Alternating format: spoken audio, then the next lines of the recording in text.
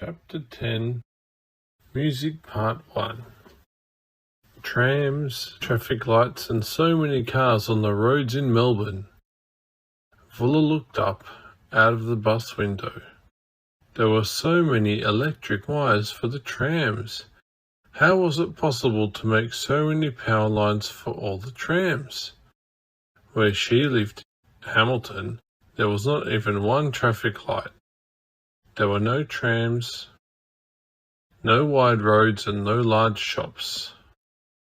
Fuller wished Hamilton did have these things because it would be a more important place.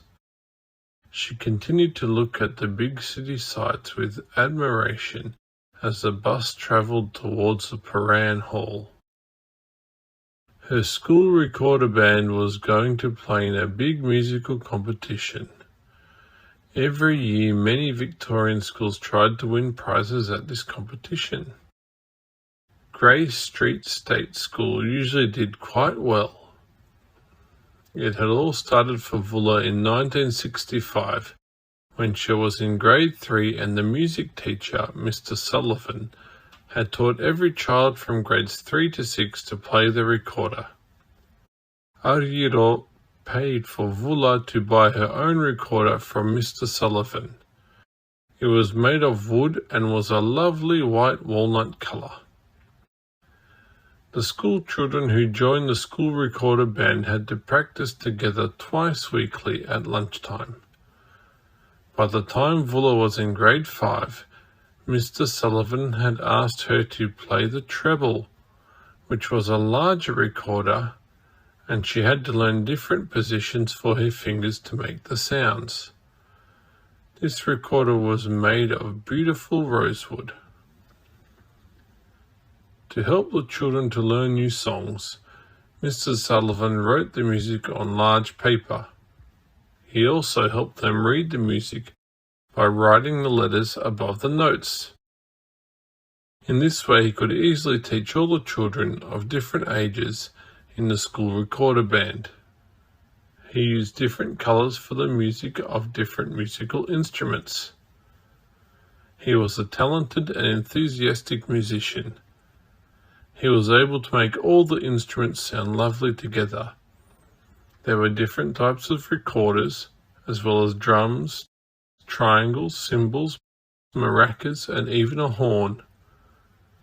The horn was squeezed at the last sound, when a boy walked onto the stage in front of the band to surprise everyone. That year, the school band won a prize in the Paran competition and even made a small 45-inch record. Fuller bought it as a souvenir of the recorder band's success. She felt very proud of her school band. Maybe one day they would become famous, like the Beatles. Every year the band took the 4.5-hour drive to Melbourne. It took a bit longer than a car because there were several stops for toilet breaks.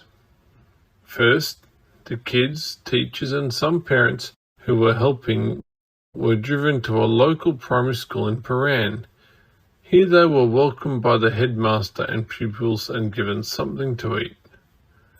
After that, their names were called out and they were introduced to some school children and their parents. They then drove the Hamilton kids to their homes, where they were going to sleep for 2 days. To help the visitors not to be homesick, 2 or 3 Grey Street girls or 2 or 3 boys stayed together with a family who had children of similar ages. They only spent a little time in the homes, because after breakfast they went to school with their host kids. During school times, the recorder band was busy with activities and practicing their music for the competition. When the school day was over, the parents took the children home for tea, supper and bed. During the competition, the children had to wait their turn to perform.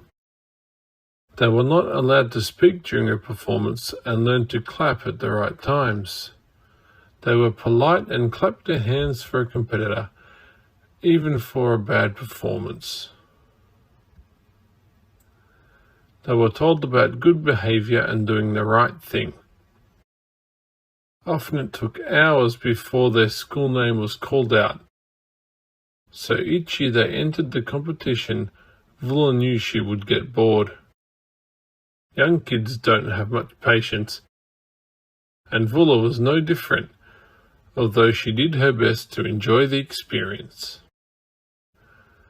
The next year, it was the turn of the Grey Street school families to host the children from Paran.